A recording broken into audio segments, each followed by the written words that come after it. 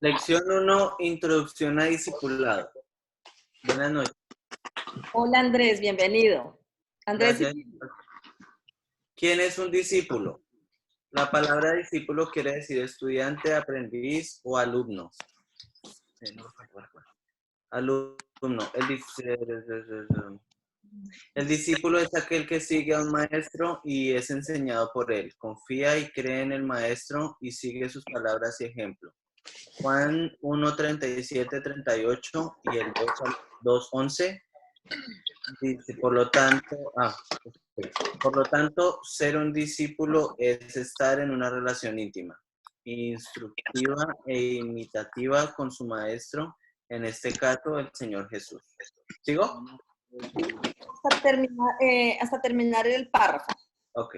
Por favor. Desde los inicios del ministerio del Señor en la tierra, la Biblia llama a sus seguidores discípulos. Este era el distintivo por el cual la gente los reconocía. Algunos ejemplos en la Biblia, el profeta Elías, quien tuvo a Eliseo como discípulo. Segunda de Reyes 2, 1 al 2. Juan el Bautista tenía discípulos. De eso habla en Lucas 7, 18. Tito y Timoteo, entre muchos otros, fueron los discípulos del apóstol Pablo. El Señor Jesús hizo discípulos y finalmente nos ordenó el ser y hacer discípulos en Mateo 28, 19. Me está llamando y yo pero sin saber cuál será. Ya, ok. Estamos, aunque estamos, sí Andrés, final. Estamos en este estudio de la Escuela de Formación Integral de la Iglesia Casa de Misericordia Eterna y seguimos dando otra vez la bienvenida, o por hoy va a ser así, le vamos a dar la bienvenida también a don Víctor y a su esposa Diva que están conectados desde Colombia. Entonces, generalmente nosotros de una manera muy, muy familiar y común llamamos a esto un discipulado, Entonces, miramos qué significa ser un discípulo. Y tal vez es una palabra familiar para las personas que desde hace tiempo vienen a la iglesia. ¿Qué significa ser un discípulo? Y dice que el discípulo es ¿quién? El discípulo es un aprendiz, el discípulo es un alumno, el discípulo es alguien que tiene un maestro, por supuesto que tiene un maestro que es enseñado por él, que confía en él, que cree en él y que sigue sus palabras y su ejemplo. Quisiera que alguien pudiera leer lo que dice el capítulo número 1 del Evangelio según San Juan, el versículo 37 y 38. Y de una vez les puedo decir para que otra persona lo vaya encontrando, por favor, lo que dice la Biblia en segundo libro de Reyes 2, 1 y 2, y otro que vaya encontrando, por favor, Lucas 7, 18.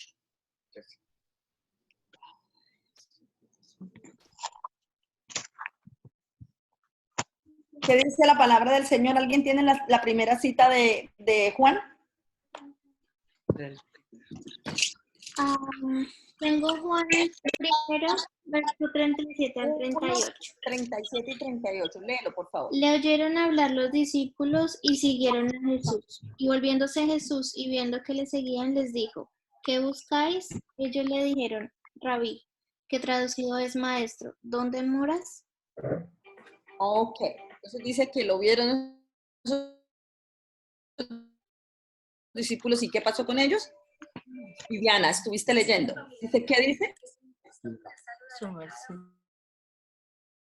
Le oyeron hablar los dos y volviendo a Jesús y viendo que le seguían les dijo que buscáis. Ellos le dijeron que traducido es maestro, ¿dónde moras? Y siguieron, ¿no? Este moras era una expresión de querer saber más de él, de querer saber próxima vez. Entonces era la expresión de los discípulos, no solamente de ver a Jesús, no les intervenir y decir, de hecho, mucho para ver a Jesús como una adaptación. Siguiente, por favor. el de segundo libro de Reyes, capítulo número 2, versículos 1 y 2. Yo, Ok. cuando se acercaba la hora en el que el Señor se llevaría a Elías en el cielo en un torbellino, Elías y Eliseo salieron a hablar. Entonces Elías le dijo, quédate allí, pues el Señor me ha enviado a Betel. Ok. Elías dice que el caso de los discípulos no aparece en la Biblia cuando Jesús comienza el ministerio. El caso de los discípulos aparece en la Biblia desde siempre y nosotros conocemos a un líder tan fuerte en el Antiguo Testamento como lo era el profeta Elías, y dice que él tenía un discípulo y ese discípulo se llamaba Eliseo. Más adelante Eliseo también tiene su discípulo que se llamaba Jesse, pero ellos también tenían una escuela que se llamaba la Escuela de los Profetas, y ellos, para mostrar que tenían discípulos, personas que estaban formando, personas que estaban educando en el conocimiento del Señor y en el propósito de Dios. ¿Qué dice la Biblia en Lucas capítulo 7, versículo 18? Casa es la casa. Alguien que lo pueda leer, por favor. Lucas 7, 18. ¿Alguien? Lucas capítulo número 7, versículo 18. Lucas 7, 18. Ok, ¿leo? Sí, pero ¿Qué dice la escritura? Los discípulos de Juan le dieron las nuevas de todas estas cosas y llamó Juan a 2 de sus discípulos. Ajá, ok. Entonces Juan el Bautista, la Biblia le muestra que es quien viene a preparar el camino del Señor, o sea, el precursor del ministerio, de la vida y ministerio de Jesús. Entonces, él vino a anunciar que venía el Mesías.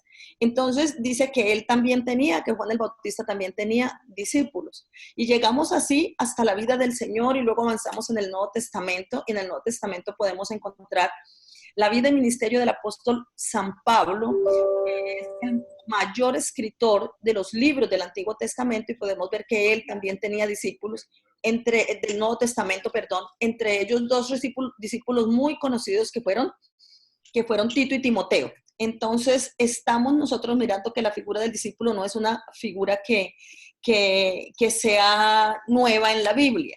A mí me llama mucho la atención lo que el documento dice, y es que el discípulo, ¿qué debe hacer? El discípulo debe creer en el maestro, el discípulo debe confiar en el maestro, y el discípulo debe seguir el ejemplo del maestro. Para esto tenemos que decir que hay parte de la pedagogía de la Biblia es que la gente es enseñada por modelo, o por ejemplo, en la vida cristiana nosotros somos enseñados a través de un modelo, y el modelo nuestro es el Señor Jesucristo. Por eso la Biblia nos llama a que nosotros seamos como Él, y parte de eso tiene que ver mucho con que la comunidad de creyentes en Cristo Jesús nos llamemos eso, nos llamemos creyentes y nos llamemos cristianos. Entonces es como que el original de esa palabra da a entender que somos como cristicos chiquitos, ¿no? Reservando todo lo que la palabra tiene que reservar cuando nos hablamos de que somos cristicos chiquitos, ¿cierto? No que somos dioses, no que somos los que hicimos la salvación, sino que somos parecidos a Cristo, que adoptamos los principios y valores de la vida de Cristo cuando estuvo aquí en la tierra, y que además somos portadores de un mensaje de vida nueva y un mensaje de salvación y de esperanza para otros, pero porque primeramente lo vivimos nosotros, ¿cierto? Entonces, por eso nosotros estamos llamados a ser como Cristo, y la Biblia nos está invitando a eso. Dice que el que está en Cristo debe andar como Jesús anduvo. A eso nos llama, no al ejercicio de caminar, sino al ejercicio de actuar como Él actuó. Otra cosa que me llama mucho la atención es poder ver en la parte del documento donde dice que el discípulo debe estar dispuesto a estar en una relación íntima, instructiva e imitativa con su maestro. La relación debe ser ¿qué? La relación debe ser íntima, debe ser instructiva y debe ser imitativa con su maestro. Y quisiera mucho que pudiéramos resaltar meditar y mirar esas tres palabras que dice la Escritura, que muestra la Escritura, que la Biblia nos enseña, la relación íntima, la relación instructiva y la relación imitativa. Qué fácil es de pronto decir, yo sé, no, Dios está conmigo, yo estoy con Él, es fácil. Pero ya la Biblia nos invita a que no solamente digamos eso, sino que vengamos para tener una relación íntima con el Señor. Más adelante nosotros lo vamos a ver un poco más abierto, ¿no? Y es el discípulo, y quisiera que pudiéramos tener mucha claridad en esta parte, es que estemos dispuestos a aprender. Amados, hermanos y amigos, en esta noche o tarde, no sé en qué hora estén, pero los que no están acá en Canadá, pero a veces es muy difícil que nosotros seamos enseñables. A veces, sobre todo, depende mucho, dicen los especialistas, que la disposición de aprendizaje tiene que ver mucho con las etapas de la vida del ser humano. Pero la verdad es que el proverbista dice que la necedad como que está ligada aún al corazón del muchacho. Tal vez pensamos que el niño o el joven están en mayor disposición de aprendizaje que no el adulto. Se dice que la persona que ya es adulto mayor no quiere hacer ningún tipo de cambios y por eso él no quiere ser enseñado en nada, porque él prefiere seguir viviendo con los patrones que ha venido viviendo toda su vida. Entonces, pero en la vida cristiana, eso es humanamente, pero en la vida cristiana el Espíritu Santo de Dios nos puede llevar a que nosotros seamos enseñados. Y vamos a partir de la base que un discípulo, el discípulo que la Biblia muestra, es aquel que está dispuesto al aprendizaje y que está dispuesto a la enseñanza. Nosotros podemos mirar la historia de las generaciones, y en la historia de las generaciones hoy estamos frente a la generación que no quiere ser enseñada, porque hoy hemos tenido una generación que es una generación ha tenido una generación de avanzada, por así decirlo. Es una generación que tiene muchos recursos en la mano, ¿no? Es una generación que tiene una accesibilidad impresionante a muchas cosas, y entonces eso le da como mucha fuerza, y como que a la hora que alguien le va a llegar a decir algo nuevo, a decirle, mira, te quiero compartir esto, como que pueden decir, no, yo ya eso me lo sé, yo ya eso me lo sé. Entonces, es interesante saber que necesitamos urgentemente ser enseñados por el Señor, y que necesitamos urgentemente ser enseñados desde el punto de vista de las Escrituras, porque cuando se habla de Dios, tenemos que reconocer que la autoridad para hablar de Dios son las Escrituras, es la Biblia. No es la tradición, no es la religión, ni es la costumbre, ni es la cultura en medio de la cual nosotros nos desempeñamos en los diferentes medios donde vivimos. Entonces, que la autoridad que muestra Dios es su palabra. Dice, la misma Biblia lo dice, que es la palabra la que da el testimonio de Él. Entonces, vamos a estudiar, pero estudiar desde el punto de vista de la palabra del Señor. Ni siquiera va a ser lo que Isabel va a decir o el pastor Hernando nos puede decir. Es lo que dice Dios, y lo que dice Dios está escrito en la Biblia, porque es su palabra.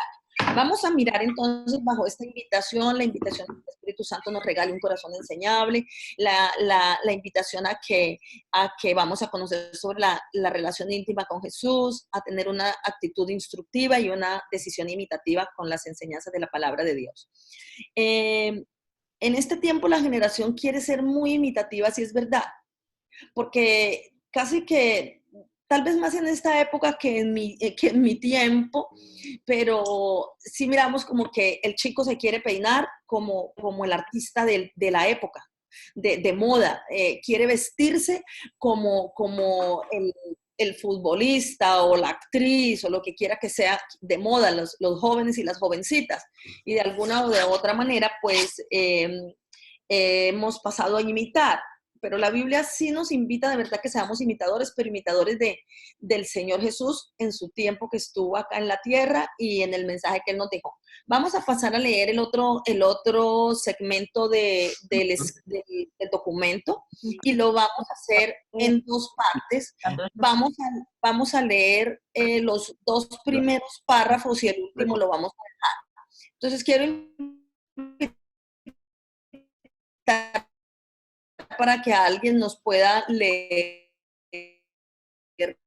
la primera.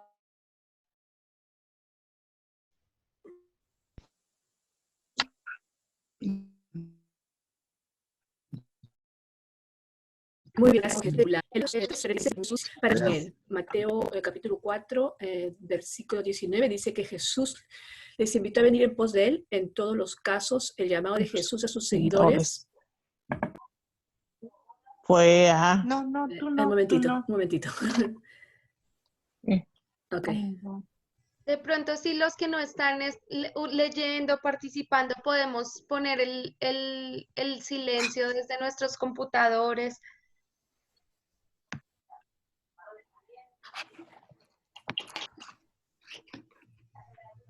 ¿Puedo seguir? Ok, sí, dale, Berito. Muy bien. En todos los casos, el llamado de Jesús a sus seguidores fue construir una relación íntima con Él, sobre la base de una convivencia diaria y un conocimiento personal. La palabra del Señor dice que los discípulos dejaron todo, siguieron a Jesús. Eso está en Lucas capítulo 5, 11. Ellos comían con Él, salían con Él, escuchaban sus enseñanzas, lo veían actuar frente a los necesitados y también reaccionar ante los opositores. Lo vieron en sus grandes crisis, en sus profundas necesidades, así como en sus éxitos y momentos de gloria. Le vieron cómo era, cómo se comportaba y qué hacía en todos los aspectos. Eso está en Hechos 1, versículo 1. Era necesario que los discípulos tuvieran un encuentro personal e íntimo con Jesús que los llevara a reconocer quién era su maestro y cuál era su condición. Lucas capítulo 5, del 5 al 9. Ajá. ¿Hasta allí? Gracias, Berito. Después vamos a retomar la otra parte, la otra parte de la lectura. Y quisiera que alguien pueda encontrar, por favor, lo que dice Marcos 3, 13 y 14.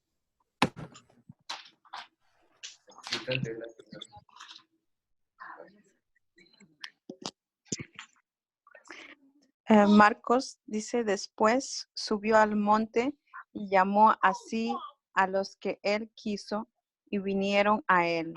Y estableció a 12 para que estuviesen con él y para enviarlos a predicar. ¿Qué dice la escritura ahí en Marcos? Si alguien quiere parafrasear o hacer una conclusión de lo que dice el pasaje de Marcos. ¿Cuál es el orden que muestra el pasaje? ¿Cuál es el orden que muestra el pasaje? Bueno, los discípulos vinieron con Jesús y ellos empezaron a para que estuviesen con él y para enviarlos a predicar. Claro, entonces cuando dice para que estuviesen con él, yo pienso de que es lo que hemos estado comentando, ¿no? Para que el Señor les enseñara la palabra, para que el Señor les enseñara y ellos también modelaran de esta manera la forma como el Señor predicaba la palabra, se acercaba a las personas, hacia dónde iba, todo lo que hacía, como hemos comentado.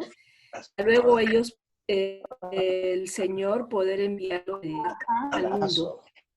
La primera parte del texto dice que después que el Señor subió al monte a orar y llamó así a los que él quiso y vinieron a él. Dice que estableció a 12 para que estuvieran con él. Entonces la primera parte del versículo dice que fue ¿para qué? Para que estuvieran con él. En diferentes textos de la Biblia nosotros escuchamos el llamado de Jesús y es un llamado que indica primeramente a venir a su presencia. Textos como el venid a mí los que estén trabajados y cargados, que yo os haré descansar, el buscar primeramente el reino de Dios y su justicia porque las demás cosas os vendrán por añadidura, son el venir a buscarlo a Él. Y Él los llama primeramente a venir a su presencia. Entonces el llamado del Señor es un llamado primeramente al establecimiento de una relación íntima con Jesús. Entonces los discípulos vinieron en esa época, ¿para qué?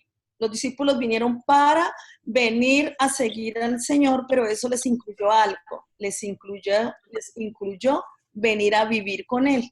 Entonces decimos, pero ¿cómo hacemos nosotros hoy como discípulos del Señor para venir a vivir con Él? Entonces ya el Jesús físico no está, pero el Jesús que es Dios eterno está entre nosotros, está en nuestro corazón. El Espíritu Santo de Dios está con nosotros y el llamado de Jesús sigue siendo el mismo, a venir en pos de Él, pero para que vengamos a vivir con Él. Entonces yo no me puedo imaginar cuando muchas de las veces yo me siento en el comedor de mi casa y me olvido que el Señor está ocupando un puesto aquí. Entonces, que tengamos eso tan presente, que el Señor está sentado en la mesa, que el Señor está en la habitación donde nosotros vamos, dormimos, descansamos, que el Señor va en el carro donde nosotros nos transportamos, ya sea público o personal, que el Señor está en la sala de nuestra casa, que el Señor está con nosotros ahí como el Dios omnipresente. Entonces, pero eso era lo que el Señor Jesús quería. ¿Cuál era el propósito de Jesús al invitar a los discípulos a vivir con Él? La Biblia dice que efectivamente ellos dejaron todo lo que tenían y dejaron y se vinieron con Él. ¿Y cuál era el propósito? El propósito, nosotros ya miramos al comienzo de la clase que la Biblia enseña por modelo.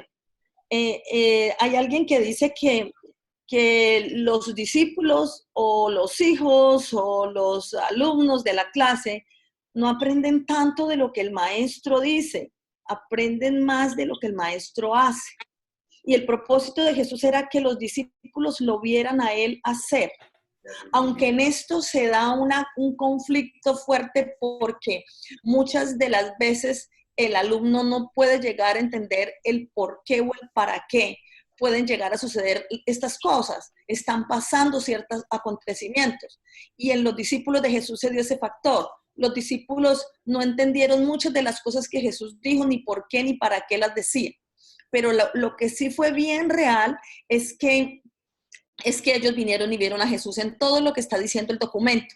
Vieron al Jesús un día, digamos, a ese Jesús enojado. A Jesús enojado. ¿Cuándo ven al Jesús enojado? Lo ven cuando entra al templo y dice que volca las mesas y dice que viene a dar un ordenamiento. Vieron a un Jesús muy furioso de la palabra porque los autores de mensajes y en todos los mensajes de Jesús y de la vida y muy contundentes en el que Jesús fue en su mensaje para responderles a ellos, no contra ellos, porque realmente Jesús no tenía nada contra ellos. Jesús había venido a salvar a la humanidad. Entonces está mirando esa parte, entonces lo ven de todas maneras, pero también ven ese Jesús tan compasivo hasta el día de la cruz, cuando la gente gritaba, crucifíquenlo, crucifíquenlo, y cuando la gente dijeron que soltaran a Barrabás y que lo crucificaran a él. Yo creo que es un momento muy duro de la historia bíblica en la vida y el ministerio del Señor, pero sus discípulos vieron cómo Jesús reaccionó frente a eso. La Biblia dice, yo no sé si alguno de ustedes recuerda cómo Jesús reaccionó cuando la gente gritaba, crucifíquenlo, crucifíquenlo. ¿Alguien lo quiere decir? ¿Aló?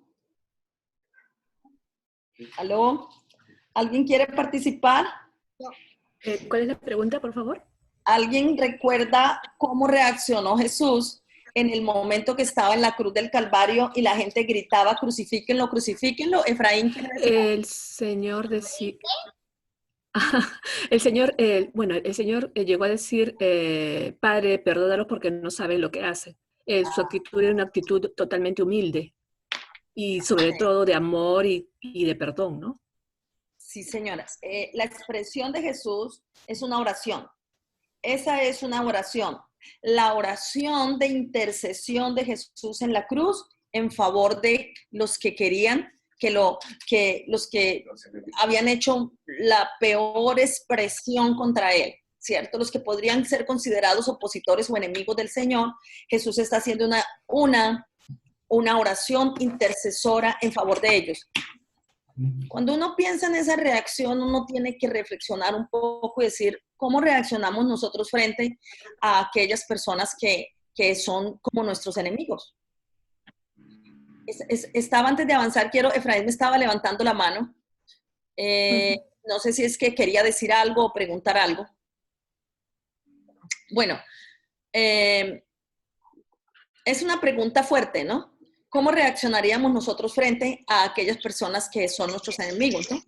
Y ahí está el Señor Jesús y así lo vieron ellos. Pero la Biblia dice que muchas personas fueron opositoras, críticas de Jesús, y que se levantaron con falsos testimonios contra él, pero todas esas reacciones las vieron los discípulos. Y como dice acá el texto, ¿alguien puede leer lo que dice Lucas 5:11 y Hechos capítulo número 1, versículo número 1?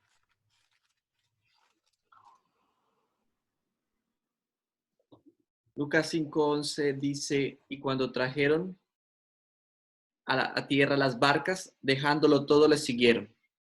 Ajá. Dice que cuando vinieron, ellos dejaron a tierra las barcas, dice que dejando todo, les siguieron. Jesús los llama a ellos a venir a Él. Y realmente para esta situación, los discípulos tienen una actitud muy linda de dejarlo todo. ¿Qué debemos nosotros hacer? ¿Qué muestra la Escritura en el ejemplo de Jesús y los discípulos, que los discípulos tuvieron que hacer para tener una relación íntima con Jesús? ¿Alguien quiere decir algo?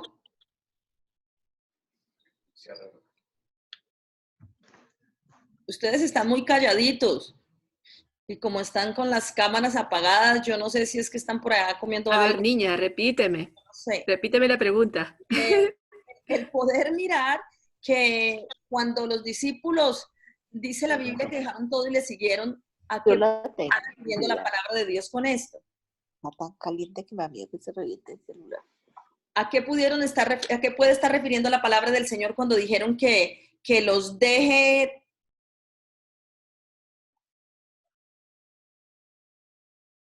Hola. Participar, usted me puede anunciar, el pastor Hernando le va a abrir el micrófono y usted va a poder hablar.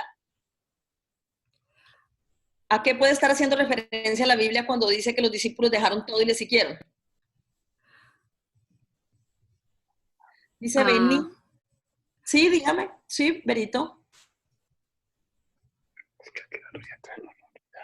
Dice que ellos vinieron y ellos dejaron. No. Dejaron todo y le siguieron. No. Los discípulos tuvieron...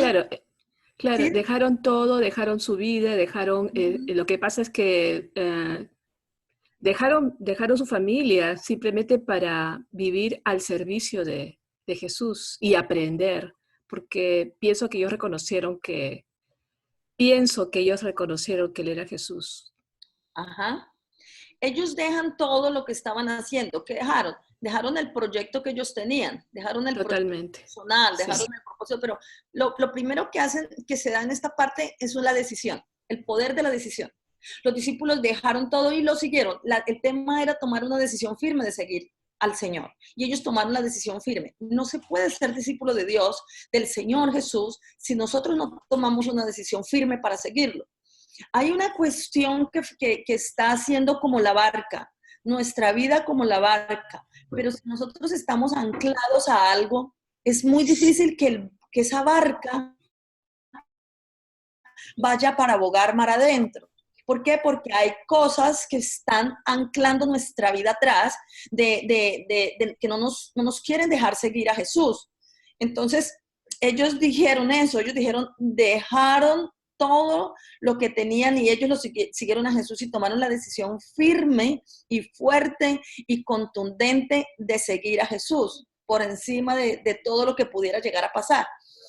Yo recuerdo que cuando nosotros conocemos la vida cristiana, cuando conocimos a Cristo, mi esposo era comerciante y entonces teníamos almacenes de ropa y entonces pues funcionábamos con la hora del comercio que cerraba a las 9 de la noche. Pero resulta que la reunión, el culto en la iglesia era a las 7 de la noche y nosotros pues para irnos al culto tendríamos que cerrar el almacén o si no, no ir a la iglesia. Entonces eran dos cosas, o cerrábamos el almacén y, entre comillas, perdíamos la clientela, tendríamos que dejar de pagar facturas, tendríamos que dejar de ganar dinero para las obligaciones de la casa y irnos a la iglesia, o tendríamos que hacer lo contrario. Entonces no se podía, igual el domingo abríamos y el domingo pues la iglesia era el culto pues hacía el que estábamos todos invitados a dedicar el día para el Señor. En esa época nosotros tuvimos que tomar la decisión en que dijimos, pero pues en las pocas reuniones que habíamos ido a la iglesia le habíamos escuchado al pastor oír de que Dios todo lo puede. Entonces nosotros dijimos con mi esposo, pues vamos, ¿qué tal si Dios pudiera enviar todos estos clientes que pueden llegar de 7 a 9 de la noche, que pueden llegar el domingo y enviarlos durante los días de la semana, de lunes a viernes, por ejemplo? Si Dios hiciera eso, nosotros podríamos ir el domingo a la iglesia y tendríamos que dejar el negocio cerrado, pero no nos veríamos afectados. Y un día el Señor nos llevó a tomar la decisión y así hicimos. Cerramos el día martes y el día jueves porque cerrábamos a las 7 de la noche y nos íbamos a la iglesia. Y el día domingo nosotros cerramos y nosotros nos íbamos a la iglesia. Y oh sorpresa, porque al final del mes eso nunca se notó de que hubiera hecho falta ningún ingreso porque Dios estuvo en control, pero en nuestro caso nosotros tuvimos que dejar eso. No era mucho lo que teníamos, pero lo poco que teníamos lo tuvimos que dejar así fuera momentáneamente. ¿Por qué? Porque íbamos a seguir al Señor. Yo sé que en medio de nosotros hay muchas cosas que el Señor quiere que nosotros dejemos para que lo podamos seguir a Él. Entonces es necesario que nosotros reflexionemos por un momento qué Dios está pidiendo que nosotros dejemos para que verdaderamente podamos ser sus discípulos. Esa es una pregunta reflexiva para este tiempo de la clase. Entonces, ¿de dónde quiere Dios sacarnos a nosotros para que verdaderamente podamos seguirlo a Él? A ver, algunos de los discípulos pasó esto con unos discípulos que Jesús tuvo, porque no en todos pasó lo mismo. Hasta el día de Pentecostés, cuando fue el derramamiento del Espíritu Santo. Dice la Biblia que un día hubo una crisis muy fuerte en el ministerio de Jesús, y dice que todos los discípulos que el Señor Jesús tenía se fueron. Entonces quedaron los 12. Y entonces el Señor los miró a ellos y les dijo, ¿ustedes también se quieren ir? Entonces Pedro le contestó, no, Señor, ¿a dónde iremos si solo tú tienes palabras de vida eterna? Pedro había entendido y había descubierto que el único que tenía vida era Cristo, que el único que estaba ofreciendo vida era Cristo. La pregunta, en este tiempo que que nos correspondió iniciar esta clase, estamos en un factor que se llama vida o muerte. Así es. Y el único que está ofreciendo vida en este momento, como en todos los tiempos de la historia, es Cristo Jesús el Señor. Entonces, o tomamos la vida o tomamos la muerte, pero no es solamente por tiempo de pandemia, porque la Biblia no solamente llama muerte a la separación física, la Biblia llama muerte a la separación espiritual, a la que el pecado hace entre el hombre y Dios. El pecado es cuando uno vive una vida sin Dios, pero el pecado también es cuando uno vive una vida con Dios, pero desobedece a los principios y mandamientos de la palabra de Dios. Entonces, ahí está, el único que está ofreciendo esta vida está ofreciendo vida y vida nueva, vida en abundante, vida eterna, pues es Jesús. Y los discípulos comprendieron eso y dijeron, no, pues ¿para dónde nos vamos? Porque si hay 4 lugares donde están ofreciendo vida verdadera, pues nos vamos para cualquiera de esos 4 lugares. Pero no hay sino un solo lugar donde se ofrece vida verdadera, y ese es en la palabra de Dios por la fe en Cristo Jesús, Señor nuestro. ¿Cierto? Entonces los discípulos dijeron, no, mejor quedémonos aquí, no importa, Señor, que usted se haya puesto bravito y haya hecho un poco de vainas, nosotros mejor nos vamos a quedar aquí porque este es el mejor lugar que nosotros podemos encontrar, ¿cierto? Hechos capítulo número 1, versículo número 1, ¿qué está diciendo la palabra del Señor? ¿Alguien lo puede leer, por favor? Y Hechos capítulo 4, versículo 13. ¿Cuál es la primera cita de Hechos? Hechos capítulo número 1, versículo número 1. En mi primer escrito, Teófilo, me refería a todas las cosas que Jesús hizo y enseñó desde el comienzo. Y que dice que el escritor del libro de los Hechos, que es el mismo escritor del Evangelio de Lucas, está diciendo las cosas que Jesús, ¿qué? 2 cosas hizo. ¿Cuáles fueron esas 2 cosas? Las que Jesús hizo y enseñó. Las que Jesús hizo y enseñó. Jesús partió de algo que él estaba enseñando, algo que él estaba viviendo. Por eso él es nuestro modelo y eso era lo que él quería que los discípulos vieran. Y eso es lo que él quiere que nosotros vivamos en este tiempo. Que tú y yo podamos mirar en la Biblia, en el modelo de Jesús, porque Gloria al Señor por su palabra, porque no tenemos al Jesús físico de carne y hueso, pero tenemos al Jesús de las Escrituras. Y en las Escrituras nosotros podemos ir y ver qué fue lo que Jesús hizo en cada uno de los casos, ¿cierto? Ya lo miramos cuando tuvo dificultades, cuando tuvo crisis. A veces a la gente le queda muy difícil comprender dice, pero no, ¿cómo es que la Biblia dice que Jesús tuvo problemas? Jesús sí tuvo problemas, unos problemas tan grandes que lo llevaron a los estrados judiciales, y era la guerra contra el pecado. Jesús fue acusado en diferentes oportunidades. Casi que cada que Jesús hacía una aparición pública tenía un problema. Y entonces Jesús tenía diferentes problemas, y lo vemos cómo Jesús manejó, cómo Jesús enfrentó las diferentes dificultades que él tuvo en su vida y en su ministerio, ¿cierto? Entonces dice que las Escrituras fueron, los escritores bíblicos están mostrando cómo fueron las cosas que Jesús hizo y las cosas que Jesús enseñó, y esa era la lección de los discípulos, que lo vieran a él hacer, y mediante el hacer de Jesús tuvieran el aprendizaje que ellos necesitaban, un aprendizaje por modelo, ¿cierto? Lo estaban mirando todos los días al mejor estilo, de la mejor herramienta pedagógica que cualquier maestro puede llegar a enseñar, porque aquí tenemos el caso de Víctor y Diva. Don Víctor es rector de un colegio con unos 4 muchachitos, tiene como 2,000 estudiantes el colegio del cual es rector, ¿no? Entonces podemos mirar cómo el Señor Jesús está dando estas herramientas para que nosotros podamos aprender. Miremos en el ejemplo del Señor, y así era que Jesús estaba llamando a los discípulos. Primero, ¿a qué? A tener una relación íntima con Él. Los discípulos podían conocer la forma como Jesús comía, cómo Jesús dormía. Entonces, ¿por qué? Porque necesitaba tener una relación íntima con Él. Jesús no está interesado en que nosotros tengamos una relación con la religión, aunque desde el punto de la cristiandad también es religión, pero Jesús no está queriendo que tengamos una relación con Él por otras cosas antes que una relación íntima y personal con Jesús. Muchas personas conocen toda la historia de Jesús, pero no hemos tenido una relación íntima con el Señor. Entonces es necesario, ¿cómo tener una relación íntima con Jesús? Nosotros tenemos una relación íntima con Jesús a través de las Escrituras. ¿Por qué? Porque la Biblia dice que esta es la palabra de Dios. Entonces, cada que yo vengo a leer la Biblia, yo vengo a hablar con el Señor, a escuchar lo que Él me quiere decir, pero también el Señor escucha lo que yo le quiero preguntar. Entonces, Él es el que viene para enseñarme, a través del Espíritu Santo, viene para enseñarme la palabra de Dios. El tener la decisión de tener una relación íntima con Jesús es pasar tiempo con Él. Es pasar tiempo con Él, es acercarnos a Él y conocerlo a través de las Escrituras, pero también relacionarnos con Él a través de una vida de oración. No podremos conocer a nadie ni establecer una relación íntima con alguien a menos que pasemos tiempo con Él, a menos que le conozcamos sus gustos, sus deseos, sus pros, sus contras, todas estas cosas, aunque en el Señor no vamos a encontrar los contras, sino que siempre vamos a encontrar la bendición de su vida y su obra para nosotros. Pero si nosotros no pasamos tiempo con el Señor, si nosotros no dedicamos tiempo a la palabra, si nosotros no dedicamos tiempo a ir a la iglesia, porque es muy importante, ¿por qué? Porque allí estamos conociendo más a Jesús y poder establecer una relación íntima con Él. Cuando hay una relación íntima con Él, aquí tenemos esposos, aquí están varios esposos, pero se me ocurre decir a Andrés y a Viviana.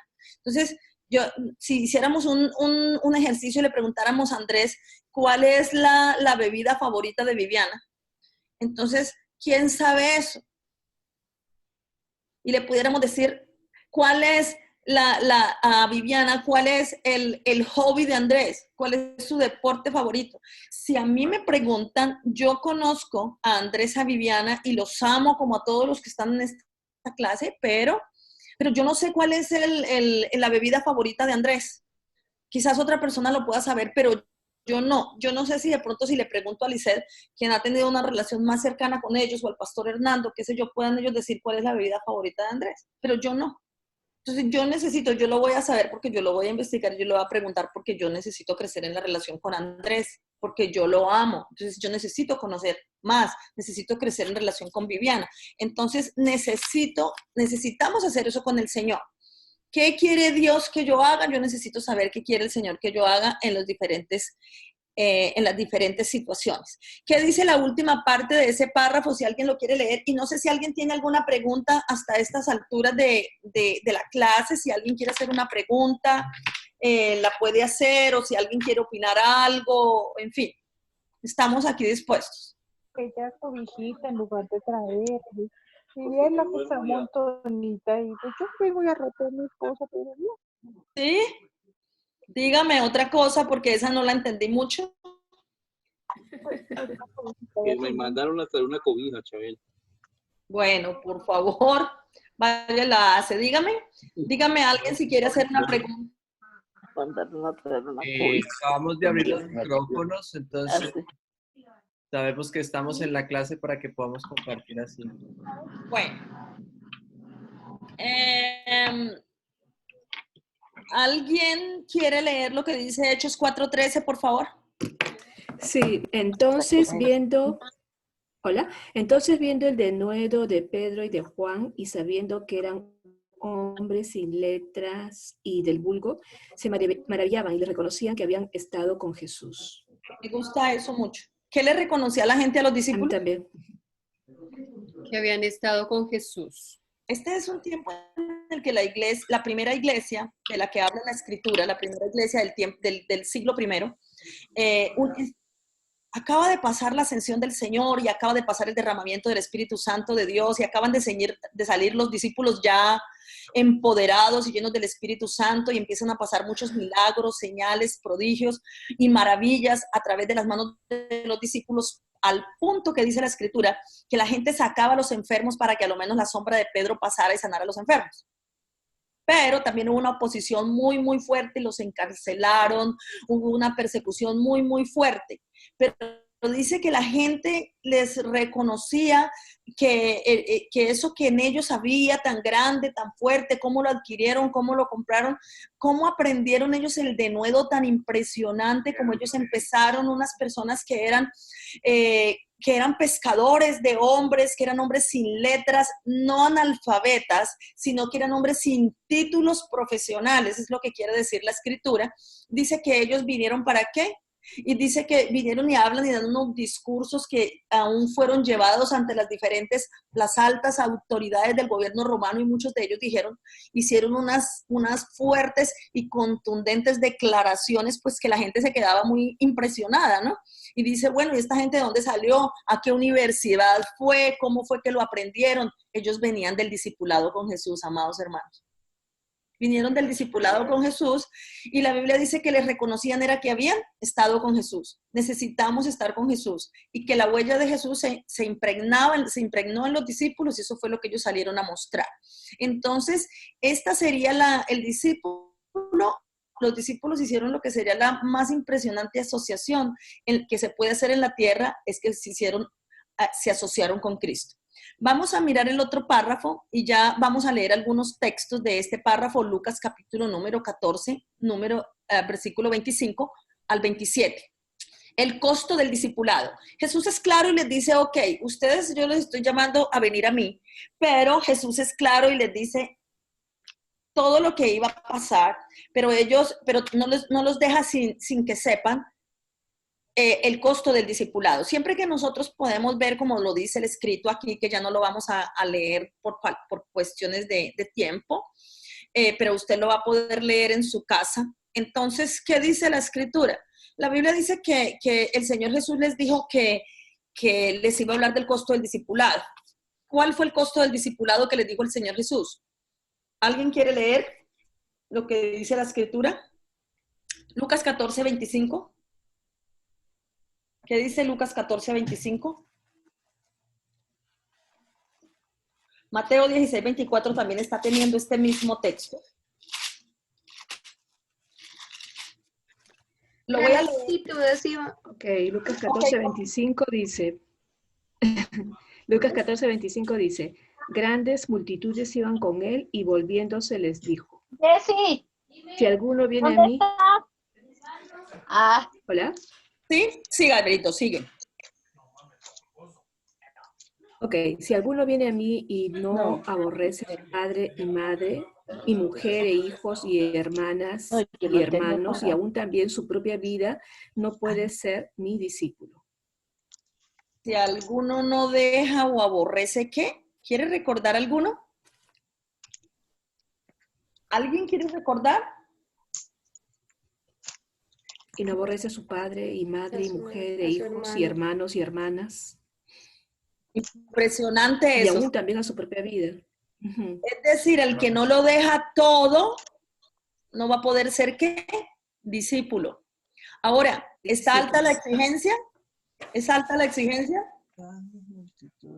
Dios, Alta. el Señor Jesús está diciéndole a los discípulos que quiere compromiso alto, compromiso contundente. Y esa sigue siendo la misma voz para nosotros. Yo recuerdo mucho todo lo que nosotros cada día estamos dejando cosas. Esto no es solo cuando comenzamos la vida cristiana. Cada vez nosotros tendremos que dejar hábitos, costumbres, palabras, actitudes, pensamientos, comportamientos, reacciones para poder seguir a Jesús, ¿cierto? Pero yo quiero leer lo que dice Mateo. Mateo en el capítulo 16 dice, entonces Jesús dijo a sus discípulos, si alguno quiere venir en pos de mí, niéguese a sí mismo y tome su cruz y sígame. El texto que estuvo leyendo Berito dice, deje a padre o a madre o hermanos. Usted y yo, ¿cuándo es que dejamos a padre, a madre y hermanos? ¿Cuándo? Viviana, ¿cuándo dejaste a padre, a madre y hermanos? Cuando me Ajá. Hay que 6 años. tener un compromiso tan elevado con Jesús, tan parecido al matrimonio. Si traemos a papá y a mamá, Efraín, ¿tú quieres decir algo? Yo dejé mis hermanitos cuando fui a Colombia con mi mami. Efraín, por ejemplo, tuvo que dejar a sus hermanitos. Fue difícil para Efraín dejar a sus hermanitos porque Efraín es muy amigo con sus hermanos y está jugando todo el tiempo. O sea, hay que dejar algo cuando queremos ir en pos de algo precioso. Bueno, ir a Colombia para Efraín, muy bonito, porque él iba a ver a sus abuelos que están en Colombia y a sus tías, ¿no? Entonces, es importante saber que cuando nosotros queremos abrazar algo muy grande, necesitamos soltar a algo que estorbe el abrazo. Jesús no está diciendo que neguemos al papá o a la mamá, que los abandonemos, que no les volvamos a hablar. Jesús lo que está diciendo es que nos separemos de todo aquello que pueda llegar a impedir el vivir con Él y para Él. Eso es lo que está diciendo. Jesús lo que está diciendo con el caso del padre y de la madre, que es donde nosotros aprendemos las lecciones primeras, tal vez lecciones que nos van a acompañar durante mucho tiempo, pero que en diferentes casos no fueron lecciones desde la palabra de Dios. En muchos de esos casos no fueron lecciones desde la palabra de Dios. Y con esto no estamos diciendo que los papás son malos. Con esto estamos diciendo que Cristo llegó a nuestra vida y que ahora nos está llevando a una vida nueva, que tenemos que dejar el estilo de vida que teníamos antes sin Dios. Muchas de las personas que han tenido muchísimas dificultades para tener un matrimonio saludable son aquellas personas que les ha costado muchísimo trabajo cortar el cordón umbilical con la familia original, ¿cierto? Y muchos de los que tenemos muchas batallas en la vida cristiana para ser discípulos de Jesús son todos aquellos que no hemos querido tomar una acción contundente para romper con el cordón umbilical de una vida pasada, de una vida antigua, donde habíamos sido enseñados fuera del principio de la palabra de Dios. Pero luego, en el caso de Mateo, Mateo ya no habla de dejar al padre o a la madre. Mateo, antes de irnos del tema de dejar al padre y a la madre, que es una cosa muy interesante, ¿se acuerdan cuando Dios le dijo a Abraham? Dios llama a Abraham y le dice, vete de tu tierra, de tu parentela, a la tierra que yo te mostraré. ¿Qué hizo Abraham? Abraham obedeció y se fue de la tierra donde él estaba, que era en Ur de los Caldeos, y se iba para ir a Canaán. Efraín, ¿quieres preguntar algo? Sí, él sí lo hizo. Él sí lo hizo, gracias Efraín. Pero ¿sabes también qué hizo Abraham? Se llevó a Lot, su sobrino, y Dios le había dicho que no con la parentela. ¿Cuál fue el tema con Lot? Le causó dolores de cabeza a Abraham hasta que finalmente Abraham tuvo que separarse de Lot en medio de un conflicto que ellos tuvieron. Entonces, ahí está el que nosotros debemos abandonar, pero lo que Dios quería era que Abraham abandonara el pasado de religiosidad y de idolatría que había no solo en su tierra, sino en su familia también. A veces nuestras familias tienen costumbres que no son agradables al Señor y Dios quiere que nos separemos de esas costumbres, aunque los seguimos amando, orando por ellos, cuidando y amándolos, pero amándolos en la forma que Dios nos manda a que lo amemos. Le estaba diciendo ya para concluir, yo no sé quién tenga la hora, pero voy a mirar la hora, estamos sobre las 8 de la noche. 8:01. Tenemos 10. Entonces, en Mateo dice, tome su cruz. Ya aquí no es deje al padre, a la madre, sino, ¿qué quiere Jesús que hagamos ahora? Está diciendo ahora, ¿qué representa la cruz? ¿Alguien quiere decir algo? Todos están muy tímidos. La muerte. Dime, Efraín. Gracias, Viviana. La muerte. La muerte, la cruz representa la muerte. En otras palabras, Jesús está diciendo, si usted quiere ser mi discípulo, le tocó, como hacemos, perdónenme los de los demás países, pero en Colombia hacemos así. Le tocó morirse. Eso es lo que toca, morir a nosotros, morir ¿qué? Nuestras intenciones, a muchas cosas que no están de acuerdo más con ese propósito, ya no va a ir más con ese plan que usted traía, porque sabe una cosa, ¿por qué? Porque Dios es muy bueno, porque usted está diciendo, no, pues Jesús se puso todo lo pesado que quiso, porque ya dijo, deje al padre a la madre, ahora dijo que se muera, y ahora es que pretende que yo lo siga. Lo que el Señor está queriendo es darnos todo nuevo. Yo quiero ver que usted con algo me haga señas que a usted le gustan las cosas nuevas. Mire, así me gustan las cosas nuevas. Y yo levanto, me encanta estrenar. Me encanta estrenar. ¿Le gustaría entrar a su casa y que todo en su casa fuera nuevo? Claro que sí.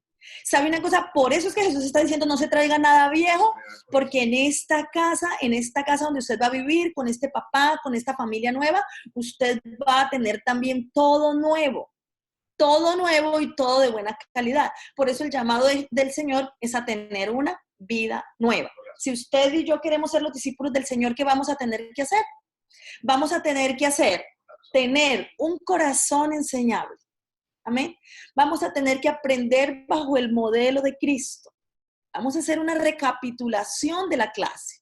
Si alguien quiere recordarlo, lo puede hacer conmigo, ¿cierto? ¿Qué más vamos a tener que hacer? Vamos a tener que tomar una decisión firme y contundente hoy de ser discípulos de Jesús. A la manera de la Biblia, no a la manera nuestra. Dice que si nosotros queremos ser los discípulos del Señor, nosotros vamos a venir en pos de Él, no en pos. ¿Sabe una cosa? Jesús hace milagros siempre, pero hay mucha gente que solo seguía a Jesús por los milagros.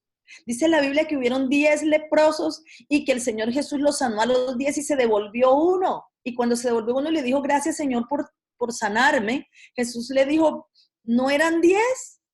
¿Y quién iba a pensar que Jesús iba a fijar en eso? Pero los discípulos, no, los otros 10 leprosos, los otros 9, perdón, se fueron. Ahora solo quedó uno, y a ese uno que quedó, Jesús le dijo, vete, tu fe te ha salvado. Los otros salieron solamente con un milagro, pero este discípulo que se devolvió salió no con un milagro de sanidad física, sino con un milagro de sanidad integral y total. Fue sano en el espíritu, fue sano en el alma, fue sano en el cuerpo, fue sano en todo, porque ahora iba a ir, dice que Jesús le dijo, vete, tu fe te ha salvado, tus pecados te son perdonados. Ahora ya no había ninguna barrera para ese leproso, porque el pecado es una barrera que nos separa de Dios y nos separa de la vida verdadera. Ahora para este discípulo tenía frente a él la autopista de la presencia de Jesús y de la vida nueva que Jesús estaba dando, ¿cierto? Entonces, a esto el Señor Jesús nos está llamando, no a venir a buscar milagros, no al venir a buscar provisión, los necesitamos, hermanos, y Jesús nos los quiere dar, pero que nosotros estemos interesados en su billetera. Qué triste es cuando alguien ama la billetera de alguien. Nosotros no estamos llamados a amar la billetera de nadie, menos la del Señor, sino amarlo a Él. Cuando nosotros amamos al Rey, es que realmente somos partícipes de su reino. Mucha gente lo que quiere son los reinos y los gobiernos, pero no quieren al gobernante. Nosotros queremos que el Señor nos ayude para amarlo a Él. Relación íntima con Jesús, conocer a Jesús, saber qué es lo que Él quiere de nosotros y qué es lo que espera de cada uno. ¿Qué más dice la palabra? Debemos enfrentar el costo del discipulado si queremos ser verdaderamente discípulos del Señor. El primer costo del discipulado es abandonar, dejar. Es abandonar y dejar. Si usted sigue mirando las notas en casa, que lo invito a que lo haga muy diligentemente, como sé que ustedes son, la Biblia dice que Jesús dejó para venir a cumplir el propósito de Dios a la tierra, dejó su trono de gloria, su condición de Dios, y vino a la tierra y se hizo hombre, pero tomó forma de siervo. Y murió, y vino y fue obediente hasta la muerte de cruz. Entonces, podemos mirar cómo el Señor Jesús se despojó, aunque de lo que Él se despojó no fue de cosas malas, sino de todas las cosas grandes y preciosas que Él tenía por amor a nosotros. Ahora lo que Jesús está pidiendo de nosotros es que nos despojemos de todas las cosas pecaminosas, de todas las cosas que impiden que nosotros podamos seguirlo a Él, de una vida en desobediencia a la palabra, de una vida en pecado, de una vida de tinieblas, de una vida fuera de los principios del Señor. Ahora el Señor lo que quiere es que nosotros abandonemos los patrones y conductas que adquirimos en una vida sin Dios. Ya no pueden ir más. Entonces, a eso es a lo que el Señor se refiere. Y en esto la gente empezará a conocer que nosotros hemos estado con Jesús. Que nosotros hemos estado con Jesús. Y sigue diciendo, entonces la gente va a querer decir, yo quiero ir donde usted va, porque se nota que Dios está, que usted está con Jesús, pero sobre todo se nota que Jesús está conmigo, porque el tema no solo es que nosotros digamos yo estoy con Dios, el tema es que Dios esté con nosotros. Entonces ahí es donde está la obra del Señor. Entonces el Señor va a ir perfeccionando cada vida a medida que nosotros dejamos cosas, dejamos áreas, dejamos comportamientos, dejamos actitudes, dejamos vocabulario, empezamos a implementar vocabulario nuevo, actitudes nuevas, comportamientos nuevos. Entonces nuestra vida va a crecer en el discipulado con el Señor. El Señor va a ser nuestro maestro siempre. No sé si alguien quiera preguntar algo, decir algo. ¿Alguien quiere decir algo, preguntar algo? Si alguien quiere preguntar, puede abrir su micrófono usted mismo. Ya vamos a terminar la clase, pero los micrófonos están cerrados. Estamos hoy por primera vez en la clase, entonces estamos aprendiendo cómo funciona esto. Y si quiere hablar, estamos invitando a que pueda hablar y participe. Solamente puede hacerlo abriendo su micrófono. ¿Sí? ¿Alguien quiere decir algo? ¿Alguien quiere preguntar? Aportar, siéntase en libertad de hacerlo en estos pocos minutos que nos quedan. En este minuto que ya nos quedó. Todos están muy tímidos. Dígame. Que yo al oír todas estas personas y la palabra de Dios, estoy muy feliz, estoy contenta. Estoy llena del Espíritu Santo y de la palabra del Señor. Amén. Hermana Lidia, gracias. Estoy muy feliz y muy agradecida con el Señor de escucharla. Quiero decirle que he extrañado su voz y he extrañado verla. Quiero contarles que estoy muy sensible porque extraño a todos, amados, yo sé que no alcanzamos con todo el material de la clase, estamos hoy probando y bueno, el Señor nos ayudará para que usted también los pueda mirar en casa y tal vez en la introducción de la próxima lección vamos a hacer un retomar hasta que nos podamos ir ajustando con esta metodología. Entonces,